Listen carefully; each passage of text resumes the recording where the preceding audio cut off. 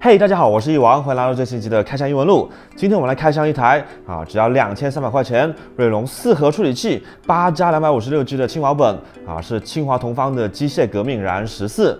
前不久我们做了只要1700块的酷比魔方入门笔记本的开箱然后发现那台东西还挺多人关注的看来入门轻薄本的需求量并不小。然后刚好前段时间刷拼多多的时候又碰到了一台看上去性价比特别高的笔记本，所以就搞回来看一下了。这台机器首先它的品牌是清华同方他们做电脑很多年了不算是杂牌。然后处理器是锐龙 R53500U， 我知道这是几年前的旧 CPU， 也知道再加几百块就能买到 i3 或者是5000系列锐龙处理器的笔记本。但是怎么说也是正经的4核处理器在性能可以满足需求的情况下，对于一些预算特别紧张的用户来说，能省几百就是几百嘛。14寸 1080p 屏幕，铝合金的机身放5年前的话，这些都是高端本质的象征了。现在1-2000的笔记本也能用上了。内存 SSD 自带的是8+256已经能满足基本办公需求了，而且还特别说明了可以自己更换，是标准的插槽而不是焊死的。还有就是没有预装操作系统，这可能就是它能特别便宜的原因之一不过不是什么大问题。剩下的接口看着也是能满足需求，其他的光看详情页就看不太出来了。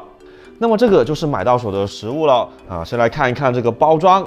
首先虽然商品详情页上面有打上机械革命然后也是放在了机械革命的官网但是包装上面完全没有机械革命的文字或者是 logo只有清华同方。封条上面的这个 logo 我也是看了老半天才终于看明白是这个清华同方的英文缩写 THTF。生产日期确实是今年的，所以它并不是什么库存机，只是这个处理器确实是旧款。剩下就没有什么特别的了，来开箱吧。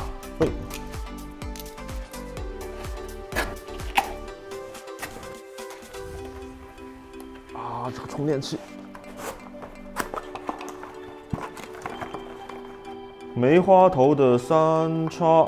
中规中矩。充电器的个头有一点大，传统的圆形 DC 接头，看一下65瓦的，没东西。这张是电脑保修证书。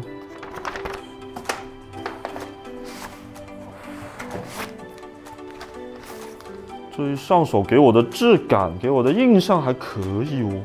试一试能不能单手打开，可以的哦。好，电已经插上了，开机。键盘灯亮了。除了这个BIOS， 因为没有系统。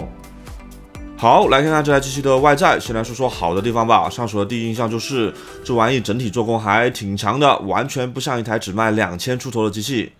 燃14的 ACD 面都是铝合金材质的，上面喷砂的质感和细节处理都还挺好的，完全没有廉价感，而且机身强度相当的不错，连屏幕外壳都挺硬的，键盘中间也基本上按不动。笔记本的上盖可以单手打开，转轴可以达到接近180度虽然我也不知道有什么人会这样子去使用笔记本，但确实是可以的。屏幕四周边框比较的细，下巴不到1指宽，屏幕顶上还非常细致的加了胶垫，边框四周的贴合也很好。键盘手感比较的清脆扎实，还带有2档的背光，就是方向键是有的同学不太喜欢的中分设计。触摸板面积还可以，指纹识别那些东西，这个价格的笔记本就别想了吧。I/O 接口的数量在轻薄本之中算是比较多的那种，人类智慧的结晶3.5毫米耳机孔也是有的，其中那个 Type-C 接口我们试过了，是可以充电的。机器背面没有什么特别的地方，主要就是进风口还挺大的。机身重量约1.4公斤，充电器是300多克，旅行重量不到2公斤同时因为支持 Type-C 充电，所以可以和手机共用充电器，旅行重量还能再轻一点。看过优点，接下来就要看一看不太好的地方了。外部最大的缺点就是这一块14寸的屏幕，虽然它应该是 IPS 屏，可视角度相当不错，还是1080p 全高清的，1300:1的对比度在 IPS 中也算是 OK 了。但它是个低色域屏 ，sRGB 的覆盖还不到60%，没想到2022年了还能看到45% NTSC 的笔记本面板。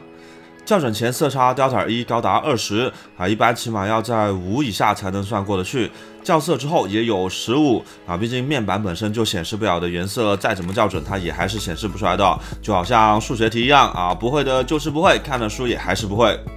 而且色域都还不是最大的问题，最难受的是它是个 PWM 调光的屏幕，而且是200赫兹的低频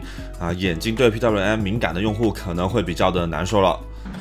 它在最大亮度状态下是没有闪烁的，峰值亮度是280多尼特，这个数值我不光没有觉得低，反而觉得太亮了。因为一般室内使用时推荐的屏幕亮度是120到150尼特，太亮了眼睛容易疲劳。它要是峰值亮度在200以下，还能全程开满亮度来使用，避开 PWM。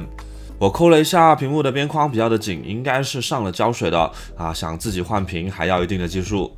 然后是触摸板，虽然大，但是下半部分中间是按不下去的，看上去虽然是一体的，但是实际居然是左右分的。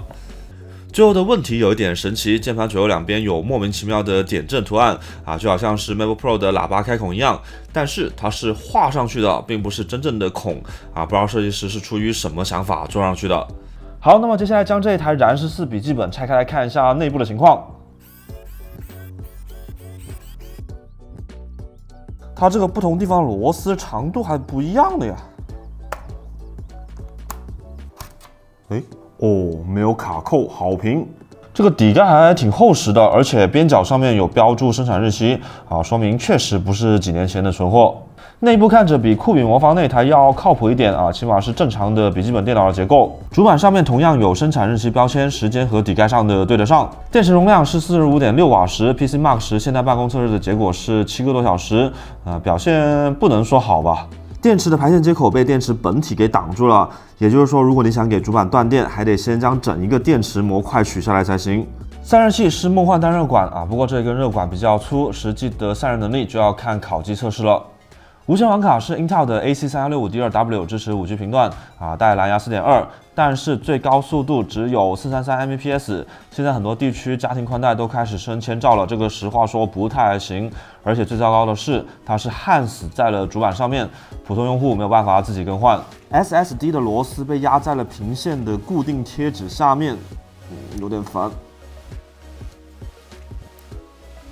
SSD 居然是来自大华，继海康威视之后，又一家监控设备大厂开始做固态硬盘了。这是个 SATA 的 SSD 无缓存，主控据说就是全联的 PS3111不过反正性能都是 SATA 水平了，主控也没有啥好纠结的。好在看 M2 槽应该是 PCIe 协议的，后面有钱了还能自己换好一点的。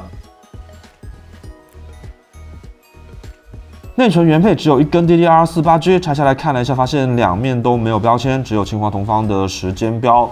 想要 APU 的核显性能发挥完全，肯定是要双通道的，所以这里我们也准备了2根笔记本 D4 3200G 换上去看一看。2根三星的。原装单通道内存和双通道内存的核显性能表现，我们都有测下来等下可以看一看游戏的差距。那么来看看这颗老 APU R53500U 在燃14上面的跑分成绩。首先是 CPU 部分，简单来说就是多核成绩大概在11代 DDR-i3 和 i5 中间，单核成绩大概只有11代 DDR-i5 60-70%，整体应该跟 8265U 是打得有来有回的样子。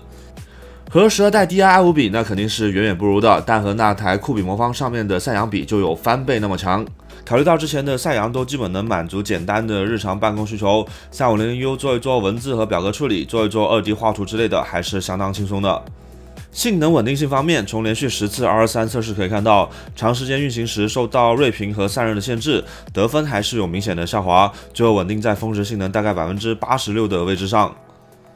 核显这边单双通道内存的影响还是相当大的，在 3D Mark 跑分中，双通道下显卡分能高出30%几到接近一半。然后 3500U 上面这一颗 Vega 8虽然比赛扬的核显性能强很多，但是对比最新这2代的 i5 和 R5， 性能差距还是比较大的。在 CSGO 中 3500U 的帧数只有 1135G7 的一半多一点只能刚好满足 1080P 最低画质60帧的需求。DOTA 2里面和最新的 1240P 对比的话，差距也是相当大的。1080P 最低画质，双通道下 3500U 在逛街时只能实现60-70的帧数，打团就掉到40多，偶尔会低于40帧。双通道内存下打 LOL 倒是能够实现 1080P 最低画质开团60帧以上，日常娱乐一下还是可以的。最后是烤机的测试，单烤 2.64 FPU 20分钟 ，CPU 温度稳定在65度，还是挺凉快的，声音只有40分贝左右，也挺安静。这个时候电源输入功率是30瓦。然后是 FPU 加甜甜圈双烤20分钟 ，CPU 温度还是在65度左右，IW4识别的 CPU 功率和单烤时差不多。这个时候风扇噪音以及电源输入功率也是和单烤时相近啊，看来核显和 CPU 还是有抢电的问题。双烤时机身最热的地方在转轴的散热出风处，能上到47、8度 ，WASD 位置也接近40度，算是稍微有一点暖啊，还没到烫手的程度。感觉风扇的设置还是有点保守不过作为办公机使用的话还是 OK 的。好，那么来到总结时间了。燃14这台机子，优点是模具整体做工真的不错，性能可以满足基本的办公需求，还有扩展性也还可以比较方便的升级内存和硬盘，经营方面也过得去。缺点的话，无线网卡那里我可以忍受啊，屏幕才是比较主要的问题。对 PWM 敏感或者是需要长时间盯着电脑屏幕的用户，可能还是要考虑一下多加几百块上一台屏幕好一点的本子。当然，它最大的优势还是足够的便宜，2000块钱出一点就可以让你拥有一台性能满足基础需求啊，做工不错且非在厂出品的笔记本电脑。毕竟总的预算就这么多啊，难免是会有缺点的。当你真的需要 X86 电脑又实在加不了钱的时候，还是值得考虑的。如果之前酷比魔方那台机子的屏幕能和这台机器的其他部分合体一下，并且保持住价格优势啊，就完美了。好，那么这次的影片就到这里了。如果喜欢的话，记得点赞、评论支持一下。新观众顺便点一个订阅，就不会错过后面的精彩内容了。我是一王3D店，拜拜。